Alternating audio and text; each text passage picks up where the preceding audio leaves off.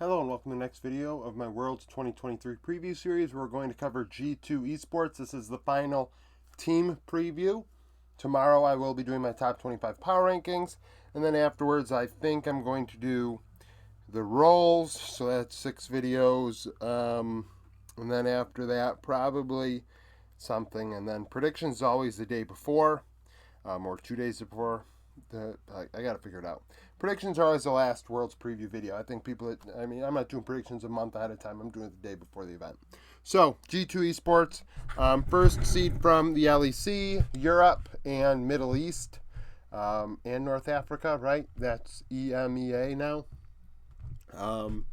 Last 3 years, the number 1 seed from the LEC has gotten out of the top 8. Gotten out of the bottom 8 of group stage in the old format. They were able to go to quarterfinals the last 2 years. And in 2020, G2 went to semifinals. So I think it's a good bet to say that G2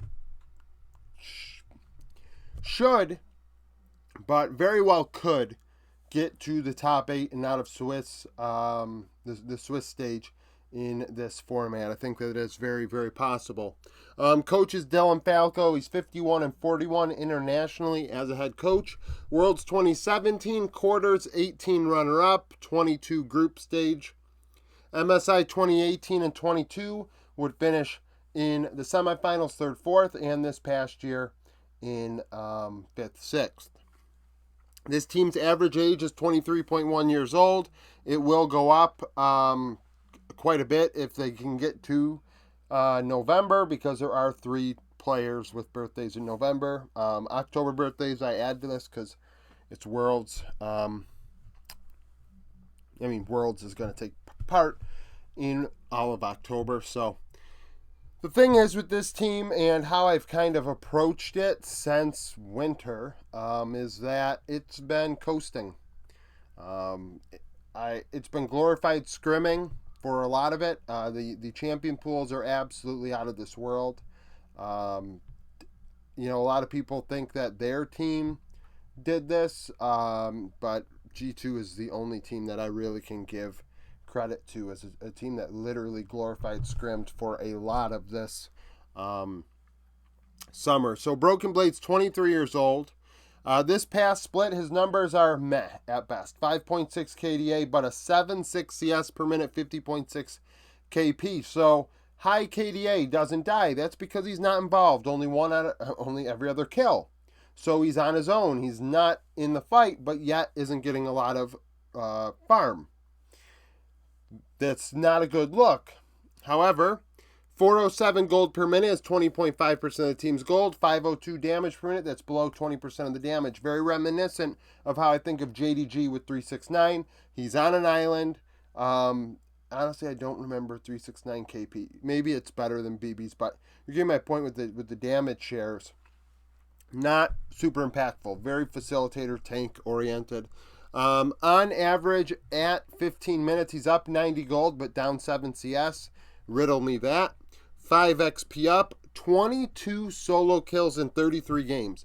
That's a very high rate, one of the higher rates we'll have at this tournament, I think, in any role.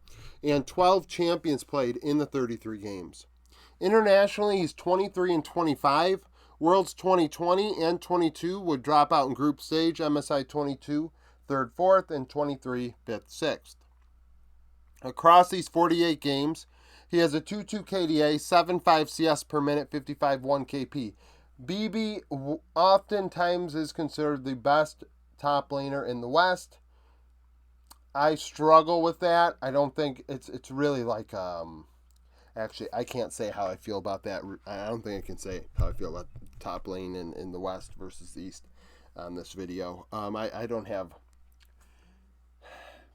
don't have the right words to describe how I feel about that and determining who the best player is. So, obviously, we will have a top laner video to go over this week.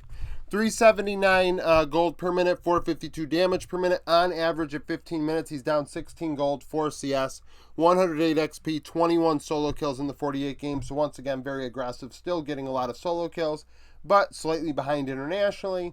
That is the thing. Like BB because G2 historically has won on deep runs, played against good teams, BB's played a lot of group stage games against good top laners. His numbers aren't strong, and frankly, being the best Western top isn't super impressive in my opinion. In the jungle, we have Yike at 22 years old, a rookie, an older rookie. I think a lot of people overlook that. But nevertheless, has put together a season that would put him as the best Western jungler. I think that is something to be proud of. He and Blabber, Inspired, who isn't currently employed, in that conversation as well. 6'4 KDA, 5'4 CS per minute, 75.5 KP. Those numbers are very good, obviously. Not dying. Farm, average, but makes up for it with a good KP of 3 out of every 4 kills. 376 gold per minute is 19% of the team's gold, and then matches it with pretty much the same DPM. 15.5% of the team's damage. On average, up 400 gold, down 1 CS, up 65 XP. 2 solo kills, 9 champions played in 33 games. Yike has shown the ability to play carries and facilitators over this year, which I think is massive. Going into the year, we had Bo, Yike, and 113, and a lot of the hype was for Bo, but Yike has come through as that player that can do a little bit of everything. And if you look at this, 395 gold up on average, that means every game he goes even. There's a game where he's up 800 gold, and that is a lot for a jungler. Internationally, he only played at MSI this past year, going 9-6. He looked very good at that tournament. He did not look out of place, world class immediately, and that is super huge. 4.8 KDA, 5.5 CS per minute, 75.9 KP. These numbers are comparable to what he did in the LEC.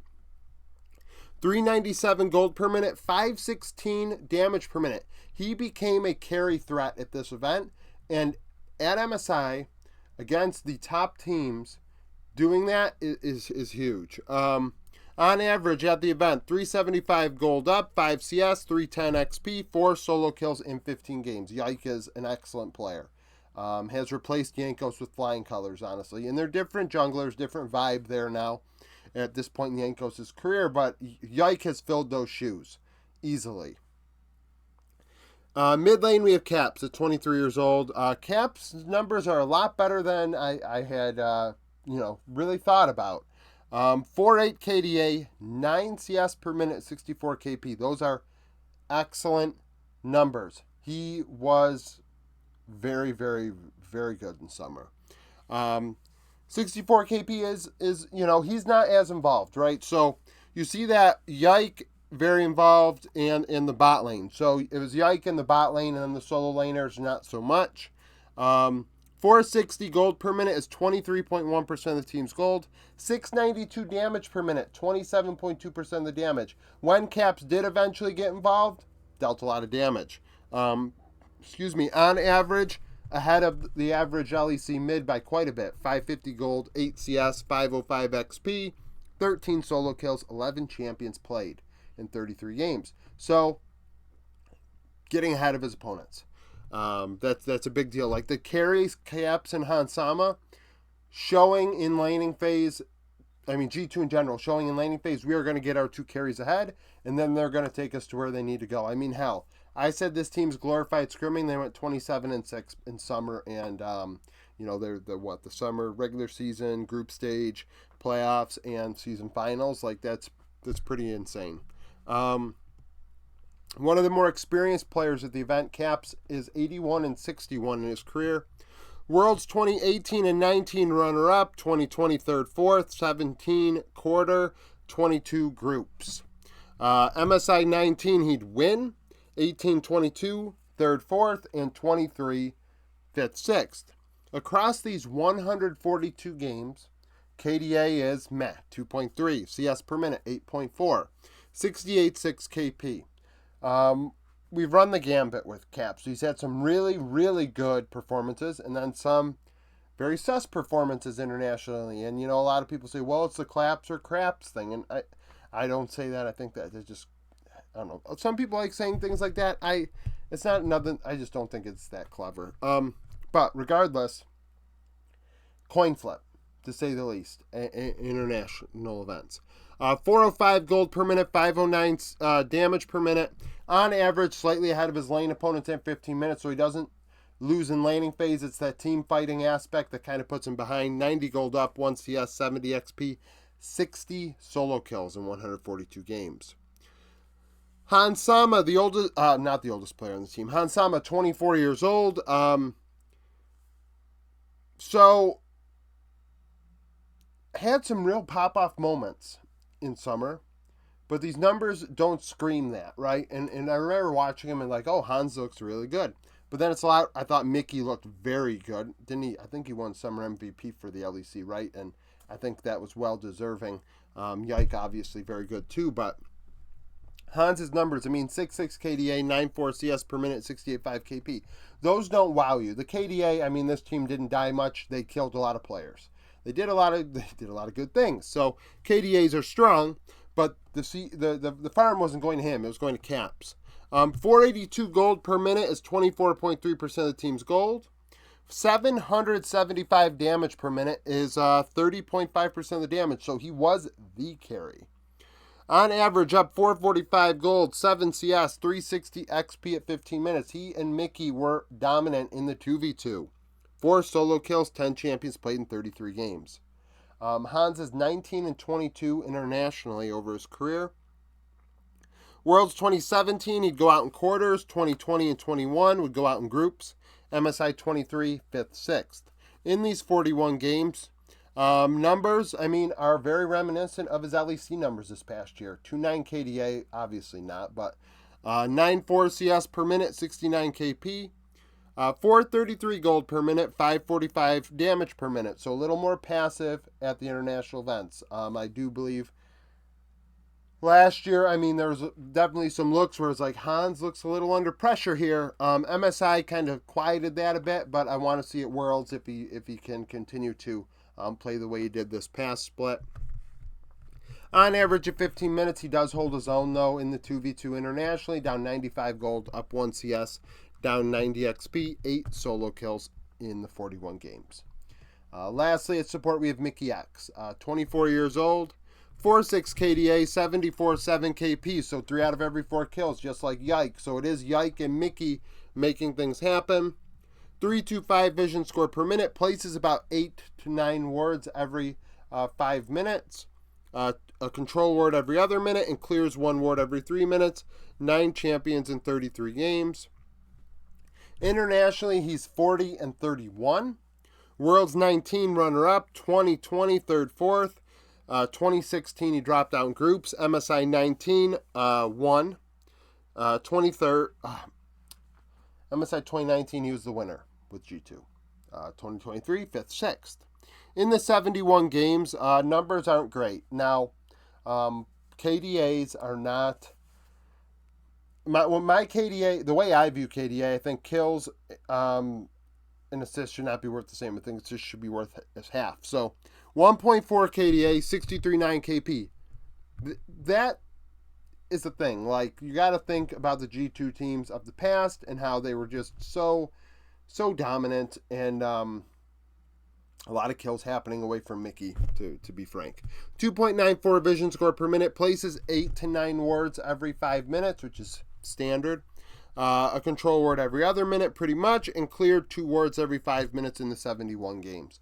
So, in closing, I mean, this team has a lot of international experience, probably more than any Western team at this event, and frankly, more than most of the Eastern teams outside of, like T1, because they're there all the time. And, Top Esports, not Top Esports, JDG, and maybe even Weibo with Xiaohu's games in there.